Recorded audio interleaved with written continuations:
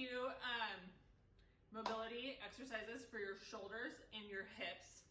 I'm gonna make it very simple, just a couple things so that you can start doing them consistently, and then we'll add some stuff later on. But I wanna make it very simple to start with, so it's just a couple simple things. Your shoulder mobility is astounding, actually. Overhead. How you got your shoulders way back there, I can't even get close to that. So that's amazing, but you said you were tight this way and a little tighter one of those ways. So what we're gonna do is work on starting to loosen up your thoracic spine, which is the part between your neck and your low back. That's your thoracic spine. It tends to get really tight, especially if you're sitting in this position all day. You can hunch forward a little bit. I'm guessing that's how it is. It's hard to sit up straight. So we're gonna work on kind of just loosening up your area underneath your arms, your lats, and then your thoracic spine up there, your kind of upper back area. So what we're gonna do is, on your roller, we're gonna start, you can start either way. I'm just gonna show you like 3 different things.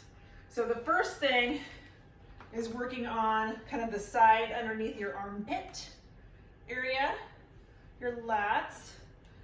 So you're gonna roll on that, see how that feels, kind of working into the backs of your shoulders. There's not a super like right or wrong way to do this, but I want you rolling into it, seeing if you can find some tight spots, and when you do find a tight spot, just kind of hang out on it and work your way into it. And this works best if you're really consistent, so you need to do it most days to try to make a change. So then, we're gonna put this in the middle. So you'll do that on one side and on the other side. Or you can do one side in the middle and the other side, whatever, just make sure you get both sides. And then we're just gonna do an upper back spine rollout.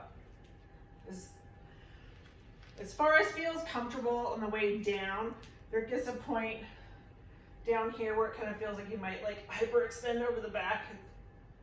Don't go quite that far. Then we're gonna go here, we're gonna work on some spots up in here, just kind of feeling around for tight spots. Then, hips on the ground, arms overhead. We're gonna do a few extensions this way. Then just move down a little bit, a couple more extensions. Just looking for tight spots. Working your spine in a different direction than it's used to going. So it's used to sitting like this. So we're gonna kind of extend it and open it up. And then after that, I want you to just find a comfortable spot underneath your shoulder blades, basically, hips on the ground. I want you to just lay over it with your elbows spread out and just let your chest open up for a little bit. Just as long as it's comfortable, maybe 30 seconds to a minute. You can go longer if you want. You gotta find a spot that's comfortable though. If you're too far down, it's gonna feel bad. So that does not feel good. You gotta move up just a little bit so you're super supported, but also allowed to open up on top. All right, last thing. We're gonna work on your hip flexors. Your hip mobility actually didn't look bad either. The fact that you can get down like this, like most people can't do this. So the fact that you could get down like this at all was pretty good. But we're gonna work on the front of the hips. So what we're gonna do is this is called a couch stretch, actually. So have you put a pillow on the floor if you need it for your knee, just for comfort level. You can use a coffee table or I use a roller. I'm going to have this here to stabilize myself. I'm gonna put my foot up on the couch like this and then drop down. So my knee is on the pillow and I'm getting a stretch on the front of my hip here.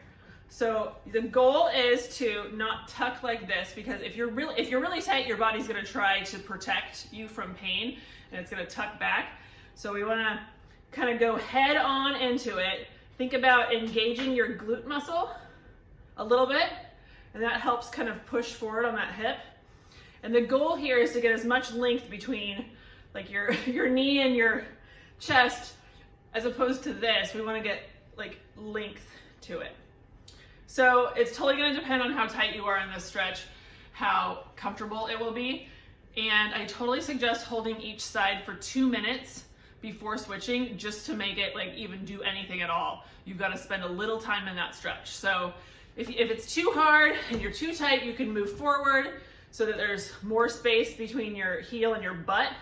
Or if it's totally fine, you can get closer to it and really try to sit up tall and get as much length here. You also can raise this arm overhead and tip to your side. Sorry, this thing's cutting my head off.